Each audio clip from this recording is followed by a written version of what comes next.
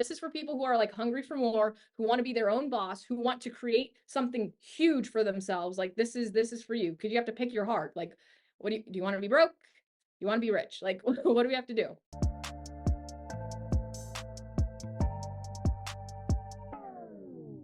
Yeah. Okay, so let's pivot to, I want to talk about your schedule, and then I want to talk about your script. So kind of what is a Des, 6 day, 7 day, or, what is your, up, focus, dial in, got my leads, or, I know there's leadership coaching, there's so many things that you're juggling. But this is something Right. that anyone who's on this call can either take advice from, to mirror, or they can have goals to ascend towards.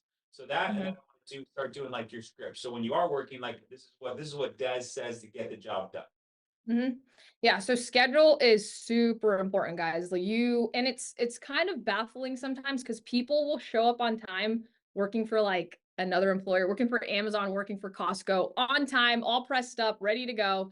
And then the moment someone starts working for themselves, they show up late, they miss a day, they schedule something that should have been scheduled on a different day. And I know, and I'm not like judging people for that because it took me a long time to develop that skill. I was all over the place. But I think the first thing is, if you're new and you're uncertain about what your schedule is going to look like, then I would advise you to just talk to a mentor that's been here for a few years. Like not even just a few months, like that's been here, that had to like learn the scheduling technique. And then there's not even really a technique, just have your schedule and look at what you need to anchor. Right. If you have kids, you have to drop them off at this time, put that in your schedule, and then look at like work around what you have to do. For me, I have all the training calls anchored in my schedule. I think it's important for me to be on your call, to be on Inspire Group's call with Marissa, to be on the SRS call, to be on Sean Mike's call on Friday. I get a lot of like help from that with mindset. So I put that in my schedule first. And then of course I'm working out. Like I used to work, I used to work out like 7 days a week. Now, since I'm growing a massive business, it's more like 3 to 5. And that's very important to me. So some days I'm up by 5 a.m. going to the gym at 6 a.m., getting a quick workout in. And then I'm like, I like pray a lot. Obviously I love Jesus. I love God. That's really, really important. And after that, it's really just scheduling, sales. So we still do mortgage protection. We're doing a little bit of IULs. And from there, training calls and just being accessible to agents. And I do think that's why switching to virtual is so powerful, is that I'm even though I'm doing my sales, my agents are on there and they get to still get help from other people. Right. So that's pretty much my schedule. I would look at it, anchor in what you have to do, your responsibilities. Like health is so important to me. So that's in there. Right. And so, and other than that, like family time, and then just looking at that and building your schedule, but really, really focusing on your IPAs. As a brand new agent, I would say you don't necessarily have to be on every single training call. But for the ones that I'm working with, I'll say, hey, this is a sales training call, be on this call. Hey, watch this YouTube. And so it's communicating that way, but just look at your schedule, anchor what you have to do, and then really focus on the IPAs, which are income producing activities for people who are new on here.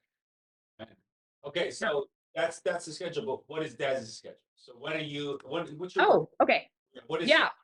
when do you start What I do. Yeah. like Normally, calling leads? yeah, normally my first appointment, say like if we have the builders call at 9 a.m., my first appointment's right after that. And normally I'll start my first appointment at 9 a.m., to be honest, 9 a.m. Pacific Standard. And then that's pretty much it. I go from 9 a.m. to like I leave the office at 7 p.m. sometimes. Yeah. So 9 to 7 and just filling like no white space in between. Sometimes I forget to take a break, which is not great, but yeah. Fasting is good for you, but yeah, Yeah. Yeah. Do you have a dialer? I do. I have one dialer. I have one, and they're both like, so I have a dialer, a VA. They both work out of the Philippines, which like amazing, amazing people, super hard work ethics. Like what's crazy too is when I first hired my virtual assistant, I didn't realize what time it was in the Philippines. Like it's like 12 a.m. and they're working till like 3 a.m. graveyard shift, like bright, super like ready to help you in any sort of capacity. So I just have really two staff members right now, and paying them like a decent amount, and it's a lot for them too. Sometimes I give them little bonuses and stuff like that, which is really nice, and knowing that they're real people. So I had my virtual assistant basically send me, I think I wanted to see what her family looked like. It helps me like keep them on my staff in a sense, because like they're feeding their family, and it just makes me realize that they're real people. But yeah, two staff members, and that's kind of where I'm at. Awesome. So what is their goal? Is it 20 appointments a day? Is it 10? Is it one every 45 minutes? Kind of what's your Yeah. like target? Like what are you? Every 30 minutes, yeah, is where they set appointments. They're doing more than 300 plus dials a day. And I'm putting all my appointments, including interviews, in 30-minute time slots. Now, Got obviously, an appointment's going to be more than 30 minutes, but I'm already counting for the no-shows because if you're in telesales, we know that it's like 50+% no-show rate. Oh, greedy. Nice drink. I'm drinking the same one. Yeah, same flavor. Yeah, that's awesome. Okay, cool. Yeah, got a little distracted there. But yeah, yeah, 30-minute time slots, both for interviews and sales. I don't have like right now, I actually should schedule a day where I should just do recruiting calls because it's kind of intermixed with recruiting calls and sales. You could do both, but I might try and change something so I could be a little sales oriented. And that's kind of where I'm at. I just have a start and an end time, and my dialer fills it up, and then also people start scheduling to like for interviews in between, and I just look at my schedule and there's no white spaces. I try not to have white spaces. Yeah.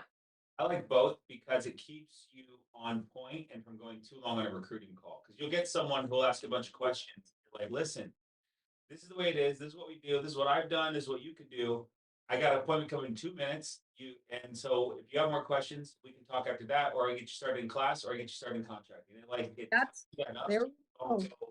I'll get agents like, oh, I spent an hour and a half on the phone with this guy. I'm like, why? Why? Yeah, He doesn't have a license yet. What? Yeah, he, I love that. So that's Kentucky yeah. really wants to become an entrepreneur. Well, he doesn't need an hour and a half of your time, John. Like, No, so now I'm going to take your advice, Grady, and I won't split it up. This is what's great. Is like you have mentorship right here, and so like I'm like, oh, do I have to split it up? No, I don't. I'm just going to keep doing what I'm doing. Yeah. because there's no shows in both things, and if you have you feed off the now. Granted, you obviously deserve a day, or if Thursdays you only want to work till 4 because you want to go play softball. These are things that you can get to. Now, for everyone that's brand new, Des in the beginning, myself in the beginning, we're talking 12-hour days, 6 days a week. You're trying to build a business from zero. We're on dirt in the middle of the desert, and we need to dig a hole, get rebar, concrete, then lay footers, then we got to add wood, then we got to get some walls, drywall, paint. Like you got to build your house, you've got to like start with nothing. Yep. You got to work really hard to get some shade up because it's hot out here in Arizona. Well, it's 99 now. It's surprisingly cool right now. 99 is heaven. Um, Oh, that's another thing too, Grady, like talking to new people, and I try not to, because I always want to lead by example. So if I come in at like 9 and like an agent's broke, I'm like, you should be dialing by 8. Like you should be doing everything possible. And so sometimes I want to be like leading by example. So if I end up starting early, then I'll definitely do that too. But you're completely right. Like you have like zero capital as a brand new business owner, and you have to sweat equity it like until you can get a dialer, until you can get staff, until you can take the morning off if you really wanted. and it's challenging if you really want success here. These are the things we did to get here. Don't compare yourself to me right now. Right. Compare yourself to who I was, and who I was I slept 4 hours a night, and I did absolutely everything possible. So as many appointments, and I was dialing it at 8:59, making sure I didn't break any laws. And then I'm in Buckeye at 8:15 in the morning, and Betty no showed me. Right, these are the things that you do in the beginning. But moving on, like so, for agents that are out there listening, like work as hard as you would hope that someone you're working to become. Like work as though you are successful already. What would the most successful version of yourself be doing? They would be up early. They'd be taking care of their health. They'd be into personal development. They'd be listening to training calls. They'd be on the phone early, right? Everyone's got excuses, and we can justify them as good as the politicians on TV, right? Right. But the excuses we have are absolutely worthless if it comes to separating you from where you are to the actual goals you have. And that's what people let small things cheat them out of massive opportunities. So And I want to touch on that one thing because I heard this on a podcast, and like I've written it down. I'm probably gonna get like a poster of it, but this is so key, kind of what you're saying, like your own excuses. But someone said this on a podcast, and it really, like I said, screamed at me. But if you argue for your limitations, you get to keep them. So what is the self dialogue? What are you saying to yourself? Because if you're gonna say, Des, I can't do that, I can't do that. Like you can't or you won't. Because if you're going to keep giving me excuses of why you can't do something, you're the one arguing for your own limitations. Then keep them. I'm not here. I'm going to match your effort. So it's just like you just kind of have to help agents rewire their mindset, because that's all it is. But just identify, like, what are you saying to yourself, because that actually matters. Your subconscious is soaking everything in. And I think mindset is probably, if I'm going to tell anyone anything, it's like you need to be working on your mindset every day. It sounds annoying, but I've developed the habit that I'm listening to an audio, a podcast, something every single day, something with training, something from like YouTube. I have like, it's hard for me to sit down and read sometimes, but like I'll have audiobooks. I'm just having a different perspective come in, because if you're in your head, you're dead. Someone said that. I think Tony Robbins said that. If you're in your head, you're dead. Like you can't trust your own thoughts. So the moment you notice you have like bad self-talk, even though you think it's not like, it's not a big deal, it is a big deal. Like you go to bed with those thoughts. You have to change who you are internally. But if you argue for your limitations, you get to keep them. So again, catch that. Oh, I can't do this. I don't want to knock on somebody's door. Okay, then this isn't for you. Like go to whatever else you're doing. And there's nothing wrong with that. We do need W-2 employees. We need people doing what they need to do over there. But this is for people who are like hungry for more, who want to be their own boss, who want to create something huge for themselves. Like this is for you, because you have to pick your heart. Like, what do you want to be broke? You want to be rich? Like, what do we have to do? Hard. Okay, so let's dig into the Desisms. Well, I want to hear, you got an appointment booked. You see it's, John Smith, and he's got a mortgage for 250, and he's married, and he loves cats, whatever. He's Mhm. John, what are the word tracks? So for everyone that's been on here and they're like, I want to sell like Desda. She sounds confident and she's working hard and she's getting the results that I want. What are you saying on the phone so they can forward and remind us a few times to kind of get the magic words that you say, Yeah. get them to move forward? Cool. So if an appointment's booked, I'm calling the appointment.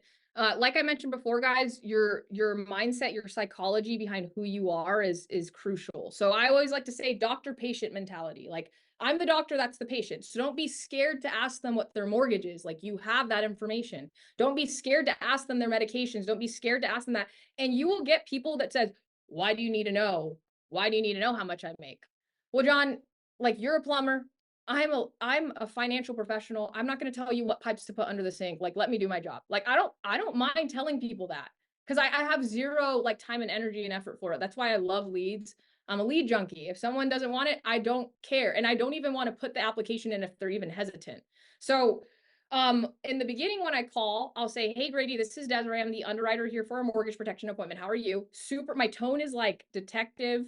I'm like verifying your info, just like a doctor. "Grady, what's your date of birth? Like, what's your height and weight? Cool, whatever." And then they move on, right? So I'm like, "Cool." And it looks like here your property address, and I'm verifying the information, even though the dialer, or if you dialed that appointment before, you already did it. I still verify it in the initial call, because it helps set the tone that I am a professional. Like I have your data right in front of me. "Grady, hey, this is Desiree. It looks like here we have you at 123 Main Street. That's correct. Awesome. Loan amount is about 500,000. Is that also correct? Perfect." And I'm going to say, "Hey, Grady, just so we're on the same page," and this is again me making sure they know what the heck I'm talking about. "Just so we're on the same page, this is the type of coverage if you die tomorrow, get cancer, lose a limb, that the mortgage is going to be taken care of. No one ever went over this with you, right?" And then they're going to say no. If they say yes, I'm just trying to stop the objections up front so I could move on.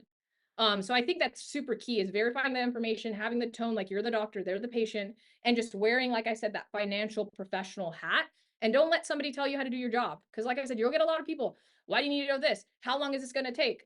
Well, I'll say, "Well, if you keep asking questions, it's going to take really long." It's like, "Do you have somewhere to be?" Like someone's like, "Oh, I have somewhere to be." Okay, hey, this is super important. So when are you going to be home? So you could sit down and have a pen and paper, right? Because this is super important. Again, I'm setting the precedent that this is super important. It's not something that you could do while you're driving. I mean, me personally, I don't like to sell a policy when someone's driving unless I like know. Maybe they're a truck driver, maybe. But at the end of the day, I want them sitting there, writing down a pen and paper, their spouse is present. And lately, what I have been doing is if they have an iPhone, I just FaceTime them.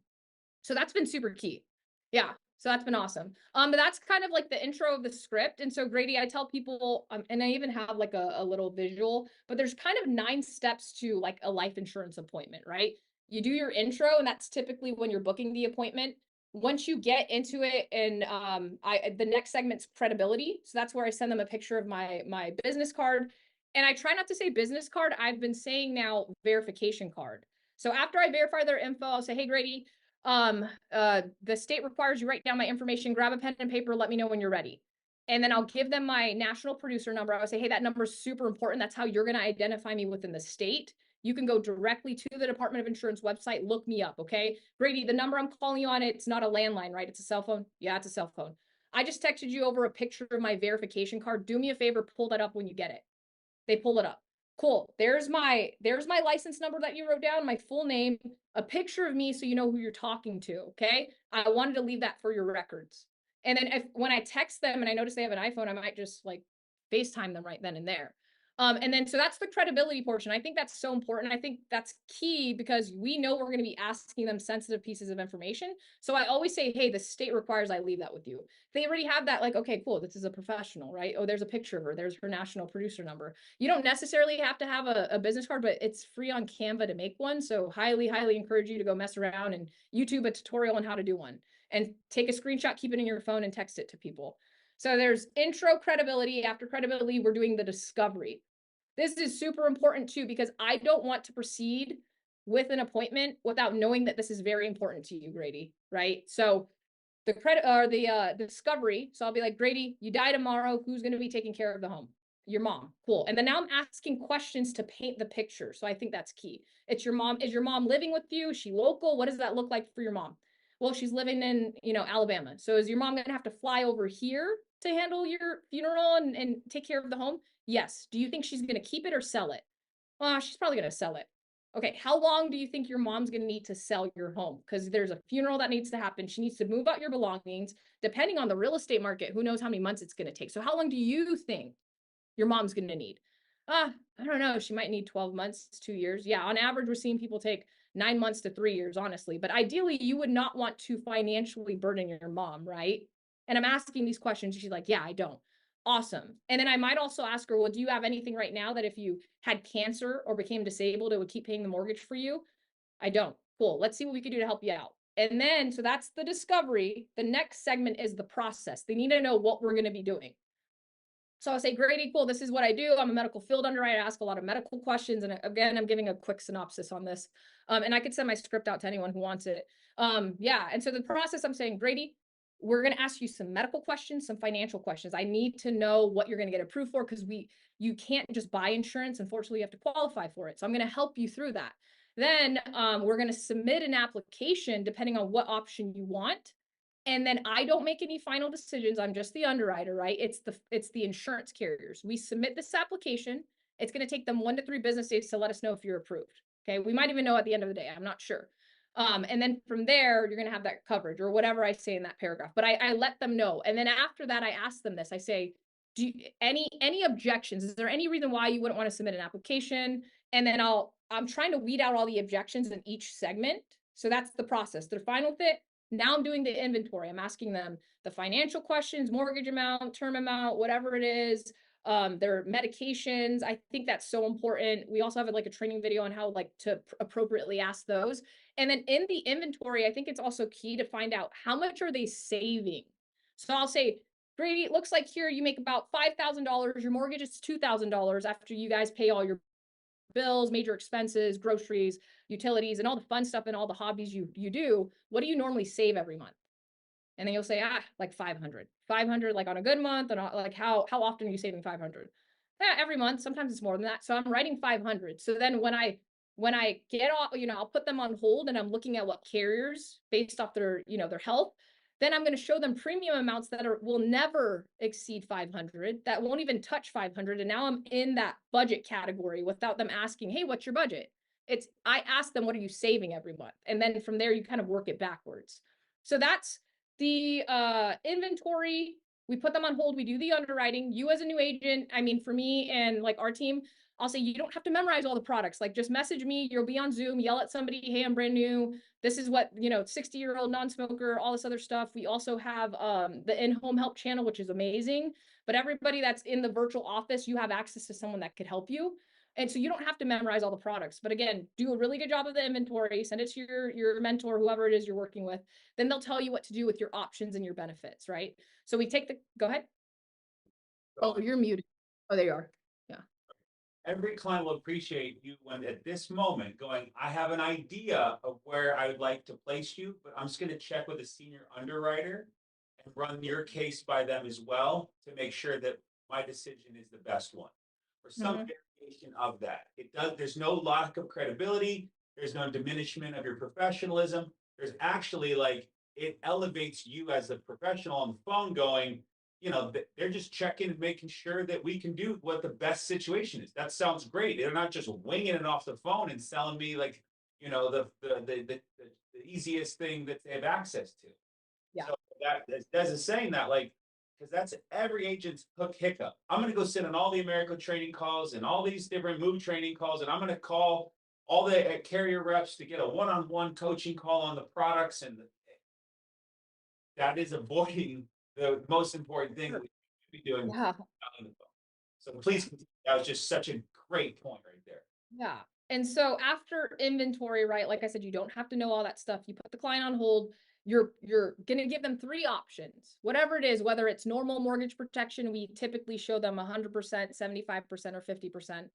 And then if it's equity protection, it's like, I don't know, it could be 18 months, 12 months, 9 months, depending on their budget, right? That's why that key question in the inventory is so important when you're projecting the three options. You only show them three, because remember, guys, confused people don't buy.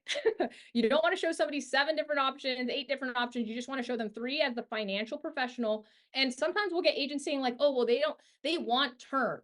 It's not, but it's not what they want. It's what can they qualify for? So again, I don't expect people to have that like demeanor right away. You have to, again, just build that psychology that you're the financial professional. Just like if I walked up to somebody that, I don't know, was doing my eyebrows, I'm not going to tell her how to like do my eyebrows. Like, she's the professional. I love and I respect people in their professions, because I'm going to stay in my lane, you stay in yours, right? Because you took, all that accreditations to get to wherever you're at. So that's the three options, right? You let them pick one and feel very confident about whatever they pick. If you sense any hesitation, I might say, Mary, I'm sensing a little hesitation. Is it like, what's going on? Like, is this something that that's super important to you? Because again, I don't want to push through an e-app and then like that it cancel. I'm like super serious about who we push through. So that they pick an option, we transition into the e-app, then we cement the sale. In the e-app, you're going to have two friction points, which is social and banking. There's a ton of training out there for it. So like, if you need help, ask somebody on there. I'm sure you'll find it on like Slack. But that's pretty much it. It's like, that's the 9-step process. And like when training new agents, I just help them like understand the concepts, and then we break it down, right? And so that's kind of where we're at with the timeline of an appointment. It could be final expense, it could be mortgage, it could be an IULs, but there's typically all those 9 steps. And sometimes it's mixed with different top producers, but there's not anything wrong with it. That's just how I do mine. Fantastic. So so this great scenario. I mean, um, where are we closing? So the thing about the lead business is that clients tend. I talked to a guy the other day. He's like, I opted into 15 different websites. I was like, you're going to get a lot of calls, John.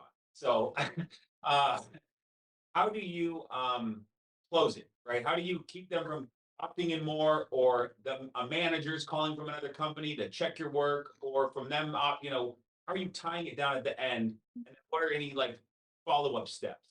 Yeah. Thank you card, flowers, calls. What are you doing toward the end there? I honestly wish I should. Sometimes I'm like, I should send a card, a handwritten card, or send them cookies. I haven't got to that level yet, but typically when I get the social and the banking, right after I get the banking, I'm cementing the sale. I'll say, perfect, Grady. I'll get the account number and I'll say, awesome. So the number I'm calling you on, this one that ends in 446, save this number. This is my personal number. My mom, my grandma call me on it. Like, this number is how you're going to get a hold of me. And the good news is, I'll say, if you get approved, not only do you get this protection, but you're stuck with me for life. I'm going to be your agent for life. If they're older, I'll make a joke and I'll say, you just adopted me into your family. I know it sounds corny, but the older people love it. They like start laughing and everything. So then I'll have them, while I'm on the phone, make sure they save my number. Because some people, they'll say, yeah, save my number. And then they call the client later and they didn't do it. So I'll say, Brady, while I'm typing in the rest of this, please throw me on speaker, open up your contacts and save my name to your phone. Like, I make them do it right then and there. I'll say, put something super simple, put just like Desiree Insurance, and I'll joke around. I'll be like, Grady, do you know a lot of Desirees? And most of the time, which is kind of shocking, not many people know a lot of Desirees. Like I talked to like an 85-year-old, they're like, "You're the first Desiree I know." I'm like, "Dang, you must not get out a lot." But I didn't say that. But yeah, so that was an example. I'll make them save my name in their phone. I'll say put something super simple, Desiree Insurance, right? If you forget my name, just search insurance, but hopefully you never forget me. And then I'm telling them I'm your agent for life. You need to update something, an email, address, beneficiary. You lose the policy, you forget what you have, text or call me anytime. Like you have that like authority to text or call me anytime, just like my mom or my grandma. If I don't answer already, I'm just on the other line with a different client, but leave me a voicemail, a text, I'll always get back to you. So I'm telling them that. And I'll say nobody else should be contacting you about your policy, just me, unless it's like my assistant. But typically I like to keep that relationship. Please, please, please let me know if you need anything at all. And then I'll say, this is actually really key. I forgot what training this was on. And a lot of what I say, guys, I just like copied it from a training. Like this is not me. This is like a compilation of me soaking in a bunch of trainings.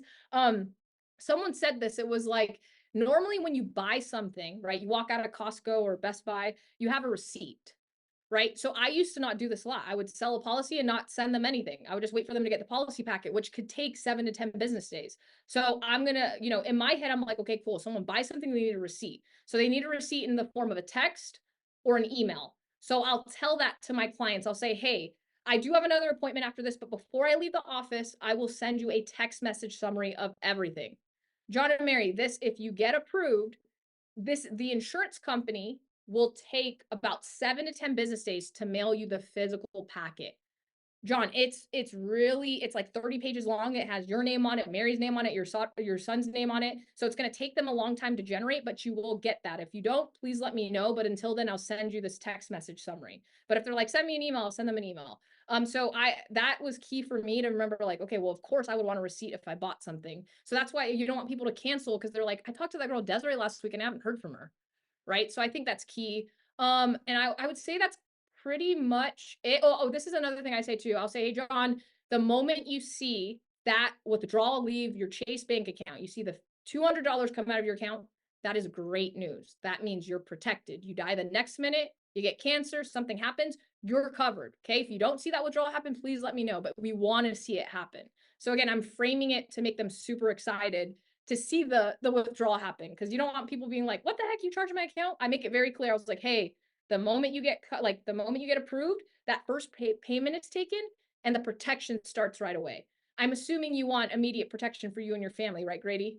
Yeah, I do. Cool. So when the 200 comes out, that's gonna, if it comes out tomorrow, you have that money in your account. Yeah, of course I do. Cool. And I just did like 3 different ways that I just made sure they know $200 is coming out in the next couple business days. So that'll help you get like an immediate draft.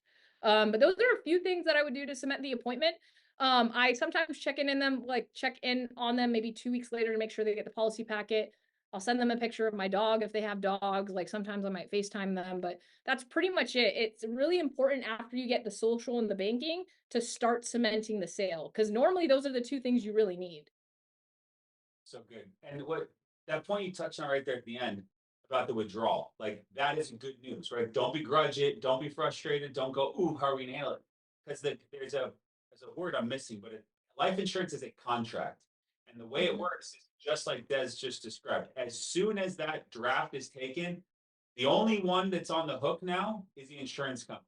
You can quit paying at any time, you can cancel anytime, but as soon as they take your money, it is locked in. And if anything, God forbid, happens, you cancer, stroke, heart attack, car accident, you get sick, the life insurance company still has to pay my family. And life insurance is a contract that is 100% binds the insurance company to have to fulfill their obligations to said client.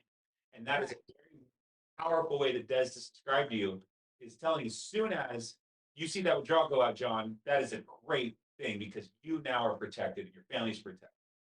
And one more thing too, this is one of my favorite sayings. I don't know what training it was on, but when you get somebody who's kind of iffy, let's say you present the benefits and the options, and they're like, oh, they're giving you like pushback on like the price or something. And even though we already checked it was in their budget, I'll say, John, you said you're saving $500. You can't pay $50 for an insurance policy. Like, I wish I could say it like that, but sometimes you do have to challenge them that way. But something that I say is life insurance. I'll say, hey, John, I completely understand. Nobody wants a new bill, but life insurance is the most important bill you could have, because it's the only bill that will pay all your other bills, right? Your car insurance can't do that. Your cable bill can't do that. Your Wi-Fi can't even do that, right? This is the only thing. You die, and good thing you're paying into that. It's going to pay everything else for your family. So are you able to kind of fit this into your budget? Because most clients prioritize this in their budget. They know how powerful it is. But for you, and sometimes if they're a smoker, I'll be like, you're spending like $30 a week on freaking cigarettes. Like, sometimes you have to say that to people and you have to challenge them. And I always have this, it's not rude, in my opinion, to challenge someone because most people procrastinate anyways. You have to like dig deep, because if this is the last time you're going to talk to John and Mary, I like to think of it like this is your last like swing. So don't be scared to talk to them. Like you have to be like, okay, you have kids, you're the only primary income earner, you die tomorrow, what is that going to look like for Sarah? We already touched on this before, but I'm going to ask him again. Like, dude, I am not, and I'll say this, hey Brady, I am not trying to sell you anything. Like, as a professional, you definitely need this. At least if you can't pay 100% of the mortgage, let's at least supplement your income for your annual income for 1 year. Something happens that they'll have, Sarah will have something to stand on, maybe get the kids transitioned out or get them into a different district or whatever it is she has to do. So you have to paint that picture. And I think it's so important to challenge people. And some people think it's rude, but like, honestly, you shouldn't be in sales if you think it's rude. Like, sales is, I love sales. I love rejection. I try to tell myself I love rejection, but your ability to endure rejection truly, truly defines your success. Like, every successful person, every podcast you'll listen to, it's what is your relationship with rejection? Because I promise you, successful people just go through rejection a lot more. They don't cry in the corner for days at a time. They maybe fall down, they get back up. They understand the relationship with rejection, and it's necessary for growth. It's necessary for success. And so just look at that relationship you have with it and just redefine it. Like, I know I have to eat crap to get better. I know I'm going to, as I grow bigger, I'm going to continue to eat more crap. I'm going to have different relationships. I'm a different personality compared to somebody else. And so like, you just have to start being super self-aware. And I love, like, some of my favorite people are self-aware people. Like, I love when someone can be like, okay, that was my fault, I'm taking accountability. Oh wow, I sounded kind of harsh there, let me like reapproach this. But and that's why I think I really compliment people who go to therapy a lot. Like, even if you don't have any serious issues, like, go to therapy, talk through your problems, and when you say it out loud, you're going to realize, oh, it's you. You're the problem. But yeah, so that's kind of what I know I said a lot there, but if there anything you want to like decompress or break down, that's pretty much it. Chris, a machine. But just like you said, you're not rude, because you could be the only person that family ever talks to about life insurance. If you don't challenge them to put something in place, the most likelihood is they're going to die without it. And so it is not wrong. I've heard a lot of quotes about life insurance, and the only bill that can pay all your other bills, that is fantastic. That's why you showed up, guys, and that's why you're still on this call, to learn from great people, great producers like Desiree Blas. That was fantastic. We need to have you on again to cover building, because you're on a rocket ship right now of getting people in class and all the things. Close this out though. Advice to new agents who are there, sitting there on the fence, sitting there with their finger on the dial. They're doing $50 a day and they're thinking they're working. What's some advice as you close this out to send people out there to go crush it the rest today, tomorrow, and Yeah. I would say in anything, I think mindset, kind of like the whole theme is like, I've just been growing my mindset. So just identify like the thoughts you're saying to yourself, because they're wrong. Most of the time they're wrong. It's all negative. So really work on your mindset every single day, whether it's podcasts, you need new perspective. You need to get somebody else's advice. And if you're around people who are crappy people, okay, just stay away from them, because you are who you hang out with. Like, literally, you are who you hang out with. If your spouse is negative, maybe get another spouse. Like, I don't know what to tell you, but at the end of the day, you have to take accountability. Like, what can I control? I can control who I'm around. If you can't control your environment, then so can podcasts. Like, I listen to so many different people. I feel like I know them personally because they're in my ear more than like me being in my ear, right? This is why we have great mentors. So always work on your mindset. The next thing is, when you're in business for yourself, and this is something that I struggled with in the beginning because I didn't really know, it's just a formula. It's like activity in, output out. Like, that's what it is. So I would say focus on your activity, track your activity. And this is something you might want to write down too, or anybody on there. What isn't tracked can't be measured. What isn't measured can't be improved. So if you're like, I suck, and I'm like, yo, well, how many dials did you do yesterday? And you don't know, you didn't, like, you're not tracking anything. There's nothing really we could fix if you're not tracking. And especially as a business owner, and that's what I tell people a lot too. when you get licensed with us, you're a business owner. I don't care if you're part-time or full-time, you're a business owner. So business owners track stuff. So I'll help you track, or I'll help you identify what you need to track, but you need to be tracking everything. Because in the first like 90 days to 6 months, we're gonna like tweak and adjust things, and that'll help you remove the emotions out of it. So I would say track everything, understand what are your income producing activities, what are the KPIs to get there, and all KPI, it's a fancy word for key performance indicators, which is 300 dials, 4 to 6 presentations, 2 to 3 closes, right? You're going to hit one of those. So then you're just operating like a business owner. You can't just walk into the office and not have like an agenda. So if you're brand new and you feel like you suck, let's look at what have you done the last week? How much leads did you buy? Okay, you're making 300 dials, but you didn't have enough people to talk to. You don't suck, you just don't have enough people to talk to. And so it really extrapolates the emotion out of everything when you're tracking that data, right? Like how much did I buy in leads? How many dials did I do? How many appointments did I book? How many showed up? What's my no-show rate, right? And then like how many things did I close, right? And it's one of those things. It's like leads, activity, or training. And if we identify that, and you as a new person, because I thought I sucked for the first year, I was like, I really suck. I don't know what I'm doing. And I was very emotional. Let's just take the emotion out of it and just track your numbers. It's just numbers, right? And it's your willingness to learn. It's your willingness to eat crap. And outside of that, you'll be massively successful. And when you go to events, like this is something like maybe that's why Grady and I have a great connection. I knew like when I would watch these calls, I'm like, I can't wait to meet Grady. Like, oh my gosh, like he doesn't know me, but I know him. And I would run up to him and I was a little nervous. I was like, hey, I'm Desiree. And I would just like introduce myself. Cause if you're spending money to fly to these free events, so like first off, the events are free here, which is amazing. You just have to get in your freaking car, get on a plane and get there. When you get there, make the most out of it. Sit in the front, have your notes out, be freaking intentional. Shake hands to people that changed your life when you watched their podcast. Like Grady was one of those people for me. And I was so excited to meet him. I would go up to people and I was like, hey, you really changed my perspective in this business. Hey, I really appreciate it. And I would try to think of questions to ask these people so I wouldn't like waste their time. Because remember, time is money. We're in sales. Time is always money. So that's what I would advise all of you guys. Please don't think it's you, because it's really not. There's no talent. You don't need talent to be in this industry. You just have to have a willingness to learn and like a hard work ethic. And like I said, a positive attitude. Outside of that, like, I don't even care if you're on my team or not on my team.